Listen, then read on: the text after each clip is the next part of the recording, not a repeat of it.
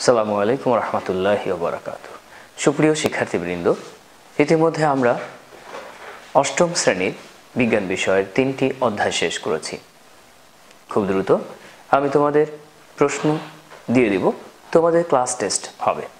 আশা করি তোমরা সবাই গুরুত্ব সহকারে পরীক্ষায় অংশগ্রহণ করবে এবং প্রস্তুতি নেবে।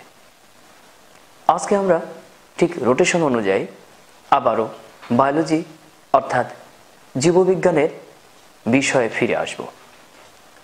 সেই জন্য আমরা অধ্যায় 2 অর্থাৎ দ্বিতীয় অধ্যায় জীবের বৃদ্ধি ও বংশগতি তাই নিয়ে শুরু করতে যাচ্ছি। প্রিয় শিক্ষার্থী বন্ধুরা, মনে রাখতে হবে জীববিজ্ঞান পার্টে তোমাদেরকে অবশ্যই ভালো করে ছবি আঁকা শিখতে হবে এবং লেবেলিং করতে হবে। সাথে সাথে বর্ণনা যখন দিবে তখনই তোমরা নাম্বার পাবে ছক্কা, আর এর ব্যতিক্রম হলেই তোমাদের জন্য কিন্তু ফক্কা, তুমি পাবে অক্কা। তাই আমরা কোনোভাবে চাইব না এরকম কিছু ঘটুক। চলো যাই আমরা দ্বিতীয় অধ্যায় উদ্ভিদের বা জীবের বৃদ্ধি ও বংশগতি।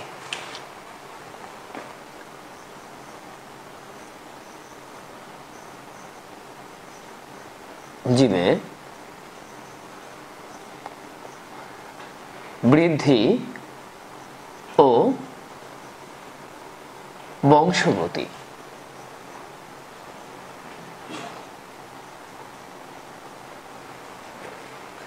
ভালো করে পড়বে, রাখো সেই প্রতিশ্রুতি। আমরা শেষ করতে যাচ্ছি জীবের বৃদ্ধি ও বংশগতি। প্রতিটি জীব অসংখ্য কোষ নিয়ে গঠিত অথবা একটি কোষ নিয়ে গঠিত, অর্থাৎ প্রতিটি জীবই কোষ দ্বারা গঠিত।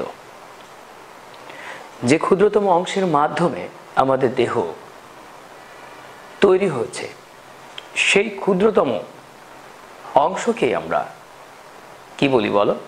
কোষ। প্রিয় শিক্ষার্থীবৃন্দ, তোমার সামনে বিশাল বড় বটবৃক্ষ তুমি দেখছো। তুমি কি দেখেছো তার শাখা পোশাখা কিভাবে বৃদ্ধি পেয়েছে? গাছের মধ্য থেকে আরেকটি গাছ বের হয়েছে। এই বিশাল কর্মকাণ্ডের মধ্যে রয়েছে ছোট্ট অংশ, তার নাম কোষ। পাতা থেকে পাতা, ডালাপালা থেকে ডালাপালা গাছ এবং একটি বৃক্ষ থেকে অসংখ্য বৃক্ষের যে উৎপাদন প্রকৌশলী, উৎপাদন কৌশল, এটাই জীবের বৃদ্ধি ও বংশবৃদ্ধি। এটাই হচ্ছে জীবের বৃদ্ধি ও বংশগতি। প্রিয় শিক্ষার্থী বন্ধুরা, অ্যামিবা জাতীয়, ইস্ট জাতীয় এককোষী প্রাণীরও বংশগতি ও বৃদ্ধি ঘটে। মজার বিষয়, ওই এক কোষ থেকে 2 কোষ, 2 কোষ থেকে 3 কোষ, আবার ওগুলো আলাদা সেপারেট হয়ে হয়ে নতুন প্রজাতি সৃষ্টি হয়, নতুন বংশবৃদ্ধি ঘটে। সুতরাং এটা আমাদের জন্য অতীব জরুরি। বিশাল বিল্ডিং যে ক্ষুদ্রতম অংশ দিয়ে তৈরি হয়েছে, মনে করো ইট, সেটা হচ্ছে কোষ। বিল্ডিং এর ক্ষেত্রে তুমি ইটকে কোষ ধরেছ, আবার ইটের ক্ষেত্রেও কিন্তু তুমি এই ক্ষুদ্রতম অংশ ভাবতে পারো, সেটা বালি, সেটা হতে পারে সিমেন্ট। সুতরাং এই বিষয়গুলো আপেক্ষিক, তুলনা করে, কম্পেয়ার করে বলছি আর কি। প্রিয় শিক্ষার্থী বন্ধুরা, তাহলে আমরা বুঝতে পেরেছি যে কোষ কি। লিওয়েন হুক কোষ সৃষ্টি করে পেয়েছিলেন সুখ। আমরা সপ্তম শ্রেণীতে বা আগেই বিজ্ঞান ক্লাসগুলোতে শিখে নিয়েছি। সেই কোষে নানানভাবে বৃদ্ধি হয়, বিভাজন ঘটে, নতুন উদ্ভিদ, নতুন প্রাণী, নতুন দেহ গঠিত হয়। সেগুলি নিয়েই আমরা আলোচনা করছি।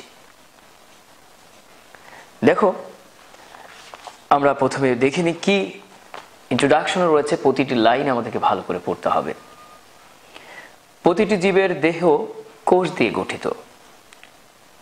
এককোষী জীবগুলো কোষ বিভাজনের দ্বারা একটি থেকে দুটি, দুটি থেকে চারটি কোষে বিভক্ত হয়, এভাবে বংশ বৃদ্ধি করে। বহুকোষী জীবের দেহকোষের সংখ্যা বৃদ্ধি হয়ে জীবদেহের সামগ্রিক বৃদ্ধি ঘটে। ডিম্বাণু নিষিক্ত হওয়ার পর বহুকোষী জীবের জীবন শুরু হয় একটি মাত্র কোষ থেকে। নিষিক্ত ডিম্বাণু অর্থাৎ এককোষী জাইগোট ক্রমাগত বিভাজিত হয়ে সৃষ্টি করে লক্ষ লক্ষ কোষ দিয়ে গঠিত বিশাল দেহ। এই হাতির মতো বিশাল দেহ লক্ষ লক্ষ কোষ দ্বারা গঠিত। তাদের বিভাজন, তাদের নতুন করে সৃষ্টি হওয়া, বৃদ্ধি পাওয়া, বংশগতি করা সবই এই কোষের ব্যাপার। সাধারণত কোষ বিভাজন তিনভাবে ঘটে থাকে। কোষ বিভাজনের প্রকারভেদ আমরা লিখে নিই। জীবদেহে তিন ধরনের কোষ বিভাজন দেখা যায়।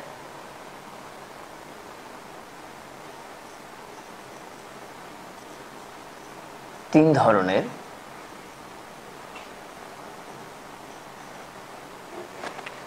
কোষ বিভাজন।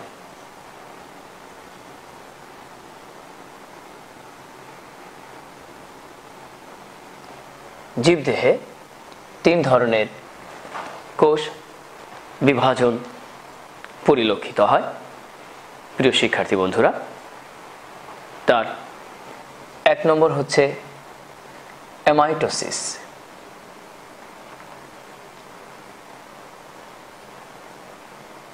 অ্যামাইটোসিস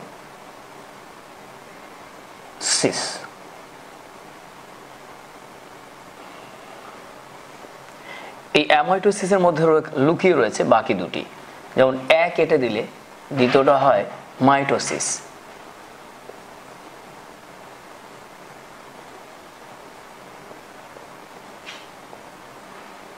মাইটোসিস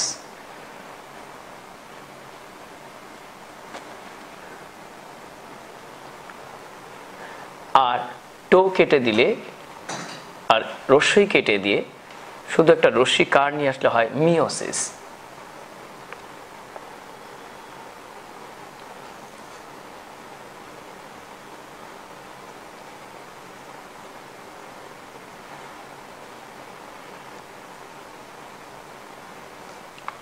আমরা যদি ইংরেজিতে এটা লিখতাম টোসিস। একটু লক্ষ্য করো, এ কেটে দিলে মাইটোসিস, আর এখানে শুধু একটি ই নিয়ে আসলে MEIO নিয়ে আসলে টি কেটে দিলে হয় মিওসিস। তাহলে একটি থেকে তিনটির প্রকারভেদ আমরা সহজেই লক্ষ্য করতে পারি। এটি একটা টেকনিক। অ্যামাইটোসিসের এ কেটে দিলে হয় মাইটোসিস, আর টি কেটে দিলে মিওসিস। অবশ্য টি এর পরে কেটে দেওয়ার পরে ই আনতে হবে। যাই হোক, এই যে অ্যামাইটোসিসকে এ কেটে দিলাম, এ মাইটোসিস, আর টি কেটে দেওয়া আছে, টো কেটে দিয়ে আমি রশ্মির পরিবর্তে রশ্মিকার নিয়েছি, তাহলে হয়ে গেল মিওসিস। তাহলে কোষ বিভাজন তিন ধরনের হয়ে থাকে জীবদেহে। একটি হচ্ছে মাইটোসিস, আরেকটি হচ্ছে মাইটোসিস, আরেকটি হচ্ছে মিওসিস। প্রিয় শিক্ষার্থী বন্ধুরা, তাহলে আমরা জানলাম এই বিশাল দেহ তৈরি হয়েছে ক্ষুদ্রতম একটি অংশ দ্বারা। সেই ক্ষুদ্রতম অংশকে বলা হয় কোষ। প্রিয় শিক্ষার্থী বন্ধুরা, এই কোষেরই বিভাজন হয়, ভাঙন ঘটে। একটি কোষ থেকে আরেকটি কোষের সৃষ্টি হয়। এমনকি এক কোষী প্রাণীর ক্ষেত্রেও এই একটি কোষের ক্ষেত্রেও বিভাজন ঘটে এবং তার মাধ্যমে বংশবৃদ্ধি হয়, বংশগতির বৃদ্ধি ঘটে। আর এই কোষ বিভাজন প্রধানত তিন প্রকার। কি বলেন তো? Amitosis, mitosis and meiosis. আপনারা স্পষ্ট দেখতে পাচ্ছেন, মাইটোসিস, মাইটোসিস, মাইটোসিস, মিওসিস। এ কেটে দিলে মাইটোসিস দ্বিতীয় প্রকার, আর রশ্মি চলে গেলে রশ্মিকার আনলে মিওসিস। ইংরেজিতে অনেক সহজ, এ কেটে দিলে মাইটোসিস আর টি কেটে দিলে দেখো মিওসিস। সুতরাং আমরা বুঝতে পেরেছি কোষ জীবদেহের ক্ষুদ্রতম অংশ, মাত্রিক অংশ, যার উপর ভিত্তি করে বিশাল জীবদেহ সৃষ্টি হয়। রবার্ট লিওয়েনহুক উনি কোষ আবিষ্কার করে পেয়েছিলেন সুখ। এবং এই কোষ 3 প্রকার, না কোষ হচ্ছে নানান প্রকার। সাধারণত কোষ 2 প্রকার, উদ্ভিদ কোষ আর প্রাণী কোষ। কিন্তু কোষের বিভাজন 3 ধরনের।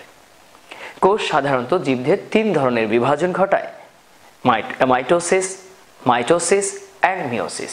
প্রিয় শিক্ষার্থী বন্ধুরা, আমরা দেখলাম অ্যামাইটোসিসের মধ্যেই লুকিয়ে রয়েছে মাইটোসিস, আবার মাইটোসিসের মধ্যে লুকিয়ে রয়েছে মিওসিস।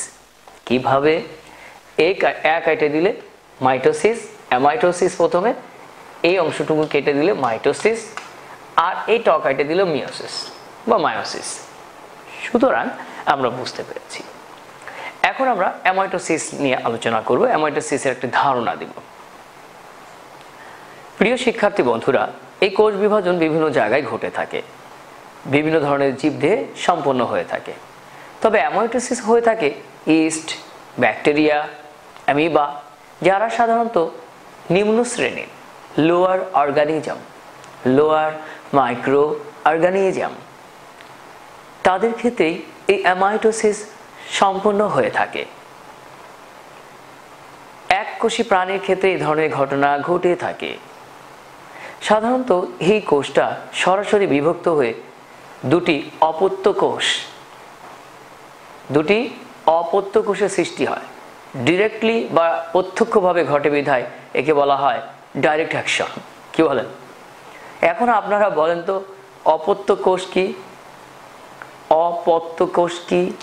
প্রিয় শিক্ষার্থী বন্ধুরা, এমন কিছু বাংলা রয়েছে যে বাংলাগুলো বুঝতে অনেক কষ্ট, বুঝতে বুঝতে সময় হয় অকারণে নষ্ট।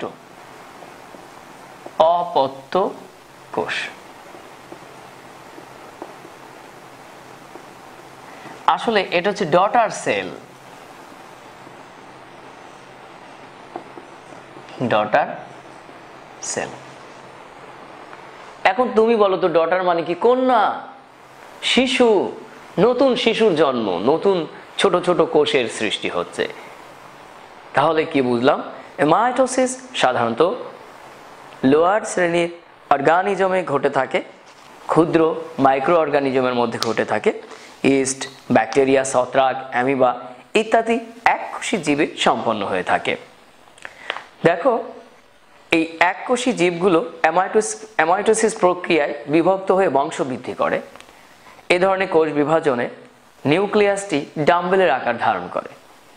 এখন তোমরা কি ডাম্বেল চিনো? বলো, চিনো না? অনেকে চেনো, অনেকে চিনো না। ডাম্বেলটা হচ্ছে গিয়ে এরকম 2 পাশে উঁচু, মাঝখানে সরু, আবার 2 পাশে উঁচু, এদেরকে বলা ডাম্বেল। অনেক সময় এরকমও হতে পারে কম্পিউটারের কার্সারের মতো, তোমরা বড় হলে দেখবে এই যে এরকম ডাম্বেল হয়। এরকম ডাম্বেল শেপ, 2 পাশে 2টি উঁচু অংশ, মাঝখানে এরকম সরু অংশ, এদেরকে বলা হয় ডাম্বেল।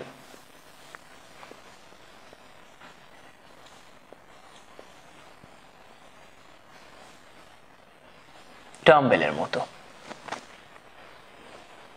এটাও ডাম্বেল। আশা করি তোমরা ব্যাপারটা বুঝতে পেরেছো। ডাম্বেলের মতো, ডাম্বেলের মতো। প্রিয় শিক্ষার্থী বন্ধুরা, তাহলে ডাম্বেল কি সেটা আগে জানতে হবে। তো সম্পূর্ণ নিউক্লিয়াসটা আমরা জানি নিউক্লিয়াস গোলাকার, তার মধ্যে ক্রোমাটিন ফাইবার থাকে, নিউক্লিওলাস থাকে, নিউক্লিওপ্লাজম থাকে, নিউক্লিওপোর বা ছিদ্র থাকে, নিউক্লিয়র মেমব্রেন থাকে, আর নিউক্লিয়াসের বাইরের অংশকে সাইটোপ্লাজম বলে। এই নিউক্লিয়াস সরাসরি 2টি অংশে বিভক্ত হয়ে 2টি অপত্য মানে শিশু কোষ বা ডটার, সন মানে আমি তুমি, আমাদের মা বাবা, সান বা ডটার, তার মানে আমরা অপত্য। ওই বাবা মার সাথে কম্পেয়ার করলে, তুলনা করলে আমরা কিন্তু শিশু কোষ, আমরা হচ্ছে অপত্য। ঠিক এককোষী প্রাণী অ্যামিবা থেকেও তার নিউক্লিয়াস সরাসরি বিভক্ত হয়ে দুটি শিশু কোষ দুটি আলাদা নিউক্লিয়াসে পরিণত হয়। এই একটা থেকে দুটি, আশা করি বুঝতে তোমার হয়নি কোনো ত্রুটি। এই একটা থেকে দুটি কোষ হয়ে নতুন বংশ তৈরি হলো, নতুন শিশু কোষ তৈরি হলো, যা আস্তে আস্তে পূর্ণাঙ্গতায় পরিণত হবে, পরিবর্তিত হবে। প্রিয় শিক্ষার্থী বন্ধুরা, তাহলে আমরা দেখতে পেয়েছি মাইটোসিস সাধারণত ব্যাকটেরিয়া, অ্যামিবা, ছত্রাক যারা এককোষী প্রাণী, ইস্ট, তাদের ক্ষেত্রেই সম্পূর্ণ হয়ে থাকে। তাদের নিউক্লিয়াসটা সরাসরি দুটি অপত্য নিউক্লিয়াসে তৈরি হয়, পরিণত হয়। এই একটা থেকে দুটি নিউক্লিয়াসে পরিণত হওয়ার এই ডিরেক্ট অ্যাকশনকে, ডাইরেক্ট বা প্রত্যক্ষ বিভাজনকে বলা হয় মাইটোসিস। চলো আমরা ছবিটি দেখে নিই। যদি সঠিকভাবে না আঁকি চিত্র, তাহলে হতে পারবো না আমরা ভালো ছাত্রী অথবা ছাত্র। প্রিয় শিক্ষার্থী বন্ধু, আমরা এভাবে জয় করব বিন্দু থেকে সিন্ধু। তাহলে অ্যামাইটোসিস কোষ বিভাজন কাদের ক্ষেত্রে ঘটে বলো? ইস্ট, ব্যাকটেরিয়া, ছত্রাক, অ্যামিবা অর্থাৎ লোয়ার অর্গানিজমের ক্ষেত্রে, যারা নিম্ন শ্রেণীর অর্গানিজম তাদের ক্ষেত্রে। এখন সেই মাইটোসিসের কোষ বিভাজন প্রক্রিয়া আমরা দেখে নিই। দেখো, মনে করো এটা হচ্ছে নিউক্লিয়াস, তাহলে এর বাইরের অংশ কি বলো? সাইটোপ্লাজম। এর বাইরের অংশ হচ্ছে সাইটোপ্লাজম। তো বিশেষ করে এই অংশটাকে আমরা নিউক্লিয়াস বলতেছি। এই অংশ হচ্ছে নিউক্লিয়াস।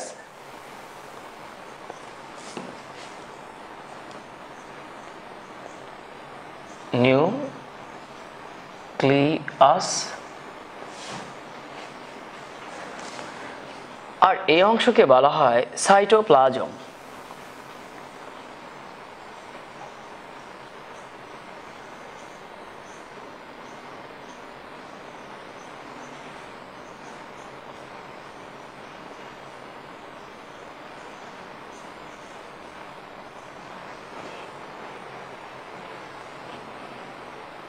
সাইটোপ্লাজম। এই নিউক্লিয়াসটা প্রথমে কি হচ্ছে দেখো, এই নিউক্লিয়াসের সামান্য অংশ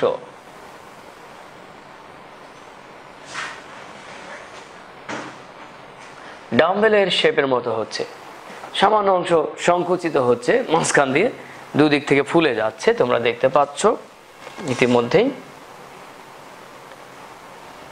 ওই অনুযায়ী নিউক্লিয়াসটাও কিন্তু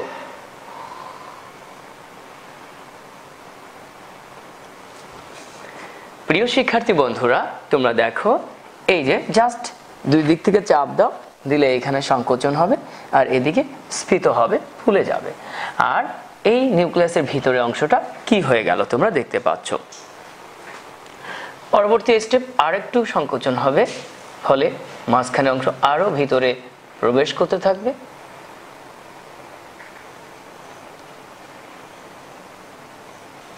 তোমরা দেখতে পাচ্ছ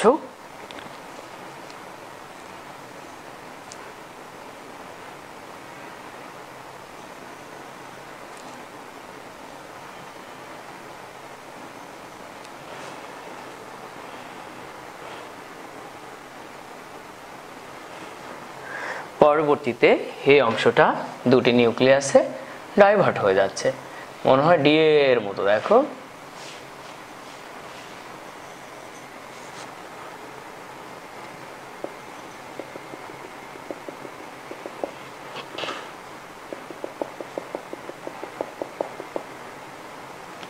আর এই দুজনকে বলা হয়, এই দুজনকে বলা হয়, এই যে এই দুজনকে বলা হয় কি? অপত্য কোষ। আশা করি তোমরা অপত্য কথাটি বুঝতে পেরেছো।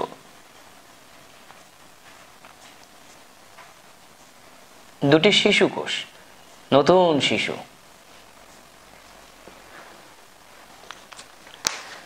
প্রিয় শিক্ষার্থী বন্ধুরা, আমরা একটু মিলিয়ে নিই। দেখো কিভাবে কি হয়ে গেল। দেখো প্রথমে নিউক্লিয়াস ছিল, আর এটা একটি কোষ, আর এই নিউক্লিয়াসের বাইরের অংশকে আমরা কি জানি? সাইটোপ্লাজম জানি। এই সাইটোপ্লাজম এবং নিউক্লিয়াসের কিভাবে দেখো সংকোচন হচ্ছে। তোমরা আলু ভর্তা খেয়েছো, আলু ভর্তা দেখবা মায়েরা খুব সুন্দর করে গোল করে রাউন্ড। এবার তুমি ঠিক মাঝখানে একটু চাপ দাও, মাঝখানে চাপ দিলে দেখবা দুপাশে এরকম অংশ হয়ে গিয়েছে আর মাঝখানে এরকম সরু হয়ে যাচ্ছে।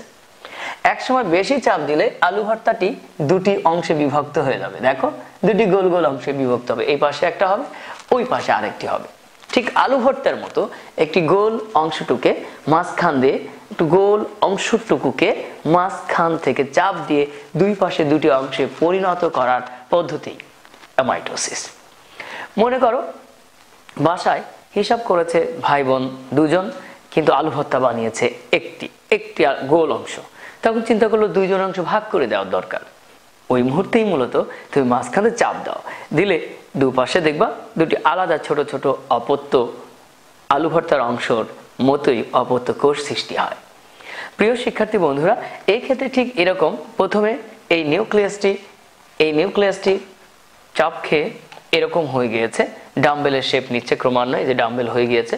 পরবর্তীতে এই মাঝখান থেকে বিভাজিত হয়ে দুটি নিউক্লিয়াসে পরিণত হয়েছে। আর এই দুটি নিউক্লিয়াসকেই আমরা এখন বলছি শিশু নিউক্লিয়াস অপত্য কোষ। এভাবে সরাসরি একটি নিউক্লিয়াস থেকে দুটি নিউক্লিয়াসে পরিণত হওয়া, দুটি অপত্য কোষে পরিণত হওয়ার প্রক্রিয়ার নামই হচ্ছে মাইটোসিস। প্রিয় শিক্ষার্থী বন্ধুরা, আমরা তাহলে একটু দেখে নিই এখানে সরাসরি কি বলেছে। ডাম্বেলের আকার ধারণ করে আমরা বলেছিলাম এবং প্রায় মাঝ বরাবর সংকুচিত হয়, পরস্পর থেকে বিচ্ছিন্ন হয়ে দুটি অপত্য নিউক্লিয়াস বা ডটার সেলে পরিণত হয়। একই সময়ে সাইটোপ্লাজমও মাঝ বরাবর সংকুচিত হয়ে দুটি কোষে পরিণত হয়। এ ধরনের বিভাজন মাতৃকোষের নিউক্লিয়াস ও সাইটোপ্লাজমের মধ্যে সরাসরি সংঘটিত হয় এবং প্রত্যক্ষভাবে সংঘটিত হয়। একে প্রত্যক্ষ কোষ বিভাজনও বলা হয়, ডিরেক্ট অ্যাকশন। ডাইরেক্টলি এই ঘটনা ঘটার কারণে এটাকে প্রত্যক্ষ কোষ বিভাজন বলা হয়ে থাকে। প্রিয় শিক্ষার্থী বন্ধুরা, তাহলে আমরা অ্যামাইটোসিস প্রক্রিয়াটি বুঝতে পেরেছি। চলো এবার আমরা মাইটোসিস নিয়ে আলোচনা করি। আগে ছিল লোয়ার অর্গানিজম, এককোষী প্রাণী যেমন ইস্ট, ছত্রাক, ব্যাকটেরিয়া, অ্যামিবা। আর এখন হচ্ছে উন্নত জাতীয় প্রাণীর ক্ষেত্রে এই ঘটনা ঘটে থাকে। উদ্ভিদের বংশবৃদ্ধি, উদ্ভিদের যে বর্ধিত অংশ, পাতা এবং বিভিন্ন ডালাপালা, এই অংশগুলোর মধ্যে মাইটোসিস প্রক্রিয়া হয়। ফলে একটি অংশ থেকে আরেকটি অংশে, আরেকটি অংশ, এভাবে অসংখ্য অংশের সৃষ্টি হয়। ফলে ক্রমান্বয়ে উদ্ভিদের বৃদ্ধি ঘটে।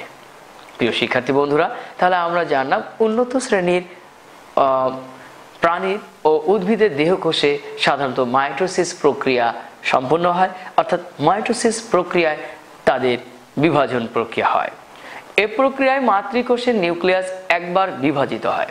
এই মাতৃকোষের নিউক্লিয়াসটি কি হবে?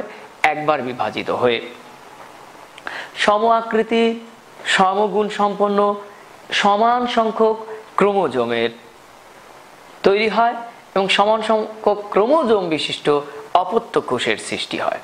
মাইটোসিস কোষ বিভাজনের ফলে প্রাণী ও উদ্ভিদ দৈর্ঘ্য এবং প্রস্থ, অর্থাৎ লম্বাতেও এবং সাইডেও দুদিকেই বৃদ্ধি ঘটে। এই ধরনের বিভাজনের দ্বারা উদ্ভিদের ভাজক টিস্যুর কোষের সংখ্যা বৃদ্ধি ঘটে। প্রিয় শিক্ষার্থী বন্ধুরা, আমরা ভাজক কলা, স্থায়ী কলা এগুলো দেখেছি, যে সমস্ত টিস্যুগুলি সাধারণত বিভাজন প্রক্রিয়া সম্পন্ন করে তাদেরকে ভাজক বলে, এটা আমরা আগেই শিখেছি। তো এই ধরনের বিভাজনের দ্বারা উদ্ভিদের ভাজক টিস্যুর কোষের সংখ্যার কি হয়? বৃদ্ধি ঘটে। আমরা পরবর্তীতে এই মাইটোসিস সম্পর্কে বিশদ আলোচনা করব।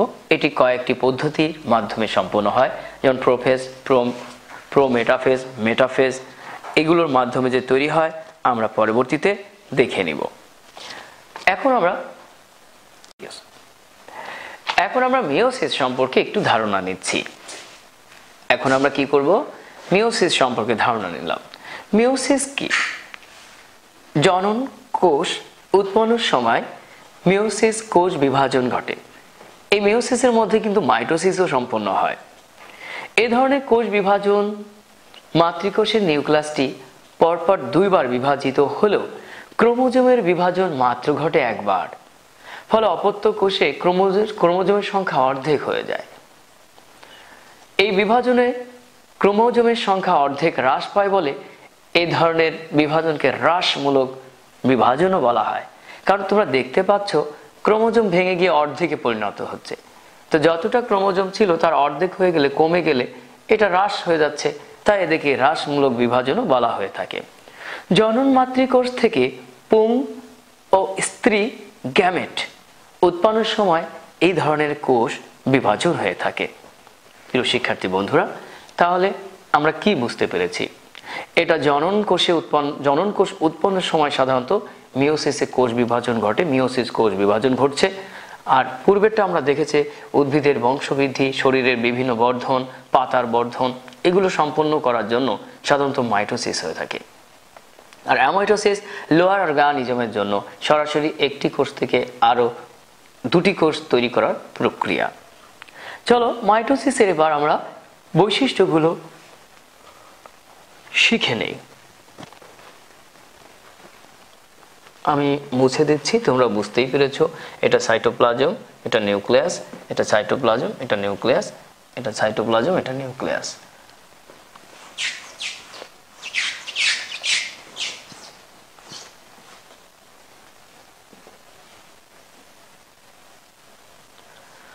মাইটোসিস কোষ বিভাজনের বৈশিষ্ট্যসমূহ এখন আমরা আলোচনা করতে যাচ্ছি।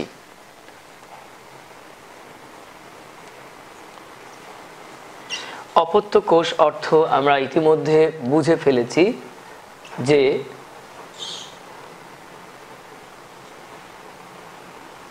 কিভাবে এই অপত্য কোষ সৃষ্টি হয়, এবং বুঝতে পেরেছি যে অপত্য কোষ বলতে আমরা শিশু কোষকে বা ডটার সেলকে বুঝে থাকি। আর ডটার মানে তোমরা বুঝতে পেরেছো কন্যা বা শিশু। মাইটোসিসের বৈশিষ্ট্য, প্রিয় শিক্ষার্থী বন্ধুরা, মাইটোসিস তোমরা পেজ নাম্বার 13 একটু বের করো। পেজ নাম্বার 13 একটু পড়ো। মাইটোসিসের বৈশিষ্ট্য তোমরা দেখো, এই যে এই জায়গাটাতে দেখানো হচ্ছে, তোমরা এই পেজটা একটু কষ্ট করে বের করো। মাইটোসিস কোষ বিভাজন দেহকোষের এক ধরনের বিভাজন পদ্ধতি। এই দেহকোষের বিভাজন পদ্ধতি, এই প্রক্রিয়ায় মাতৃকোষের নিউক্লিয়াসটি একবার মাত্র বিভাজিত হয়। মাতৃকোষটি বিভাজিত হয়ে সমগুণ সম্পন্ন দুটি শিশু ডটার সেল বা অপত্য কোষ সৃষ্টি করে। এ ধরনের বিভাজনে মাতৃকোষের ক্রোমোজোমের সংখ্যা এবং অপত্য কোষের ক্রোমোজোমের সংখ্যা সমান থাকে, অর্থাৎ ক্রোমোজোমের সংখ্যা অপরিবর্তিত থাকে। এ কারণে এটাকে হ্রাসমূলক কিন্তু বলা হয় না। কিন্তু মিওসিসে আমরা জানি ক্রোমোজোমের সংখ্যা অর্ধেক পরিণত হওয়ায় মিওসিসকে হ্রাসমূলক কোষ বিভাজন বলা হয়ে থাকে। এ ধরনের বিভাজনে প্রতিটি ক্রোমোজোম লম্বালম্বিভাবে দুই ভাগে বিভক্ত হয়। ফলে সৃষ্ট নতুন কোষ দুটিতে ক্রোমোজোম সংখ্যা মাতৃকোষের ক্রোমোজোমের সংখ্যার সমান হয়। তাই মাইটোসিসকে ইকুয়েশনাল বা সমীকরণিক বিভাজনও বলা হয়ে থাকে। মানে সমান অনুযায়ী, সমীকরণ অনুযায়ী যেমন হওয়া উচিত তেমনই হচ্ছে, তাই ইকুয়েশনাল মাইটোসিস কোষ বিভাজনকে ইকুয়েশনাল বা সমীকরণিক বিভাজন বলা হয়। মাইটোসিস কোষ বিভাজন কোথায় হয়? উদ্ভিদের বর্ধনশীল অংশে হয়, পাতায়, দেহকোষে, নিউক্লিয়াসে, নিউক্লিয়াসযুক্ত জীবের দেহকোষে, বর্ধনশীল অংশে যেখানে ভাজক টিস্যু যেমন কাণ্ড, মূলের অগ্রভাগ, ভ্রূণমুকুল, ভ্রূণমূল, বর্ধনশীল পাতা মুকুল ইত্যাদিতে এরকম বিভাজন দেখা যায়। মাইটোসিস বিভাজন প্রকৃত নিউক্লিয়াস যুক্ত জীবের দেহকোষে সংঘটিত হয়। উদ্ভিদের বর্ধনশীল অংশের ভাজক টিস্যু যেমন কাণ্ড, মূলের অগ্রভাগ, ভ্রূণমুকুল, ভ্রূণমূল, বর্ধনশীল পাতা, মুকুল ইত্যাদিতে এই রকম বিভাজন দেখা যায়। প্রাণীদেহের দেহকোষে ভ্রূণের পরিবর্ধনের সময় নিম্ন শ্রেণীর প্রাণীর ও উদ্ভিদের অযৌন জননের সময় এই ধরনের বিভাজন ঘটে থাকে। তোমরা দেখতে পাচ্ছ একটি অংশ।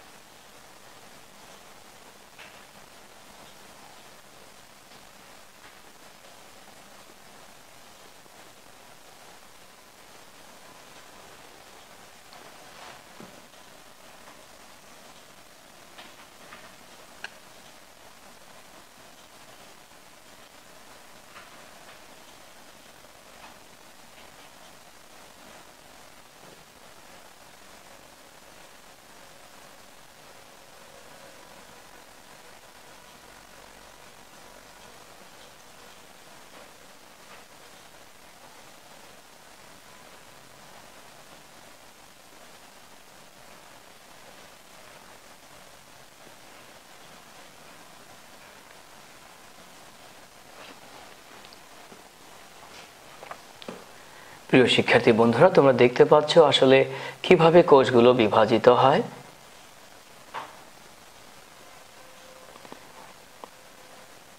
মনে হয় দাঁতের মতো, তোমরা আগে দাঁত পড়েছো, ঠিক ওই রকম এরকম মনে হচ্ছে।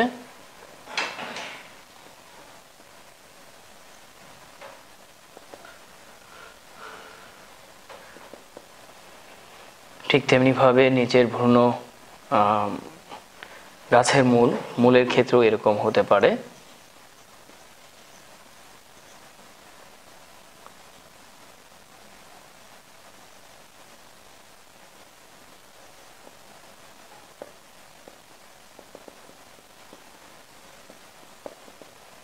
আমরা যদি মাইক্রোস্কোপ দিয়ে দেখি তাহলে এরকম দেখতে পাবো কিভাবে এই অংশগুলোর কোষের বিভাজন হয় এবং ক্রমান্বয়ে তাদের বৃদ্ধি ঘটতে থাকে। এটা তুমি দেখতে পাবে। এরকম পত্রে হতে পারে, মুকুলে হতে পারে, মূলে হতে পারে, অর্থাৎ পত্র মূলের বর্ধনশীল অংশে কোষ বিভাজন। এটা হচ্ছে মূল,